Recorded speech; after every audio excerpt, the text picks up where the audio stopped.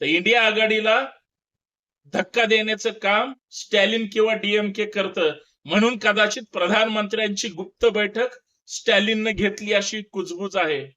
आणि ज्या डीएमकेला सतत विरोध होत आहे ती एआयडीएमके, ज्यांच्या टीका आणि त्या राज्यामध्ये भरपूर वादळ झाले, ते दोघं एकत्र येत आहेत. परत दोघांच्या आमदारांची संख्या जरी जोडली तरी 75-76च्या वर ही लोक होत नाहीत. म्हणजे कितीही थलपतीच्या विरोधात विरोधी पक्ष एकत्र आले तरी सत्तेत बसू शकत नाहीत. अन्यथा त्यांना कुणाचे तरी 30-40-50 आमदार फोडावे लागतील किंवा थलपतीला कुणाच्या तरी 2-5 आमदारांची मदत घ्यावी लागेल आणि 118चं गणित जुळून तामिळनाडूच्या राज्यपालांकडे जावं लागेल. थलपती गेले, स्वतःचे 108 आणि काँग्रेसचे 5 असे 113 आमदारांचं पत्र दिलं, परंतु त्यांनी सत्ता स्थापनेचा दावा केला. थलपतींना मुख्यमंत्री होऊच द्यायचं नाही.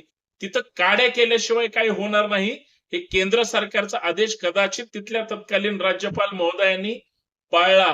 आले थलपती, ज्या थलपतींवर अख्ख्या राज्याचं प्रेम आहे त्या थलपतींना मुख्यमंत्र्यांनी घटनात्मक काही कारण आणि तरतुदी पुढे करून मुख्यमंत्री पदाची शपथ घ्यायला आजचा दिवस त्यांनी जो निवडला होता तो त्यांनी रद्द केला. ते म्हणले स्पष्ट बहुमत घेऊन या, मग तुमचं काय असेल ते. कारण तोपर्यंत विरोधकांची खलबत, फोडाफोडीचं राजकारण हे कदाचित सगळ्यांना माहित असतं. थलपती